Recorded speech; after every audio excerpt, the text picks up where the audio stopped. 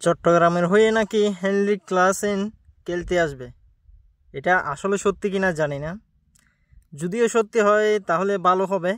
2 ম্যাচের জন্য নাকি চট্টগ্রামের হয়ে খেলতে আসবেন সাউথ আফ্রিকার wicket keeper batter Heinrich Klaasen, যাকে আইপিএলে হায়দ্রাবাদ ছেড়ে দেয়নি, রেখে দিয়েছিল, নিলামে তুলতে দেয়নি।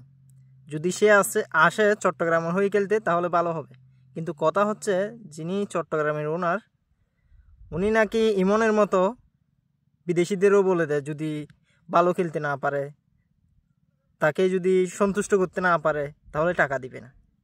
ইমনের মতো যদি এদেরও বলে দেয় তাহলে সমস্যা, কারণ এরা বিদেশি। যেভাবে রাজশাহীর মালিক করতেছে, যদি চট্টগ্রামের মালিকও যদি এভাবে করে তাহলে সমস্যা।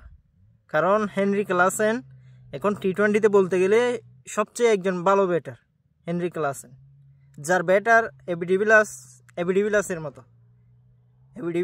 মতো হেনরিক ক্লাসেনের ব্যাট দেখতেও অনেকে বসে থাকে। না জানি তাকে আনার পর যদি সে সন্তুষ্ট করতে না পারে, যদি মালিক আবার ইমনের মতো বলে দেয় আমাকে সন্তুষ্ট করতে পারে নাই, তার কারণে তাকে টাকা দেওয়া হবে না, যদি এভাবে বলে তাহলে সমস্যা। আর যিনি ইয়াসার সাগর, যিনি চট্টগ্রামের হোস্ট হয়ে এসেছেন, না জানি তাকেও না, যদি সন্তুষ্ট করতে না পারে তাকেও নাকি না জানি, যদি এরকম বলে তাকে বেতন দিব না, টাকা দিব না। শোনা যাচ্ছে কিছু সংবাদ মাধ্যম বলতেছে আফ্রিদিকেও নাকি টাকা দেয় নাই, এরকমই শোনা যাচ্ছে। আফ্রিদিকেও নাকি এতগুলো ম্যাচ আফ্রিদি দলের সাথে ছিল, কিন্তু আফ্রিদিকেও নাকি টাকা দেওয়া হয় নাই। সত্যি কিনা জানি না, কিছু সংবাদ মাধ্যমে এরকম প্রচার করতেছে, কিন্তু আসলে এটা কিন্তু ঠিক হচ্ছে না। বিদেশিদের সাথে এভাবে ব্যবহার কিন্তু ঠিক হচ্ছে না। কিছুদিন আগে রংপুরকে নিয়ে মন্তব্য করেছিল ইমরান তাহির। গ্লোবাল সুপার লিগে ইমরান তাহিরকে এখনও আগের টাকা দেওয়া হয় না, এরকম মন্তব্য করেছিল ইমরান তাহির। যদি এভাবে বিদেশিরা যদি বাংলাদেশের বিপিএল নিয়ে এভাবে মন্তব্য করতে থাকে তাহলে এগুলো কিন্তু ভালো হচ্ছে না, এটা বাংলাদেশের বদনাম হচ্ছে।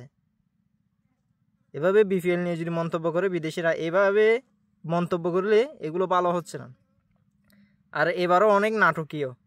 রাজশাহীর মালিক বেতন দেয়নি বিদেশিদের, তার কারণে বিদেশিকে ছাড়া, হয়তো আজকেও মাঠে নামবে রাজশাহী কিছুক্ষণ পর, বিদেশি ছাড়া জানি না, কিন্তু গত ম্যাচ তো বিদেশিকে ছাড়াই মাঠে নামছে রাজশাহী দল, বিদেশি ছাড়াই মাঠে নামছে।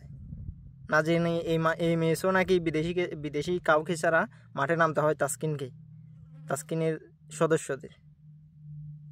রাজশাহীর মালিক বিদেশিদের টাকা দেয়নি, বাংলাদেশিদেরও দেয়নি অনেকের, কিন্তু বাংলাদেশিদের বিসিবি সভাপতি হয়তো ম্যানেজ করেছে, তার কারণে তারা খেলতেছে।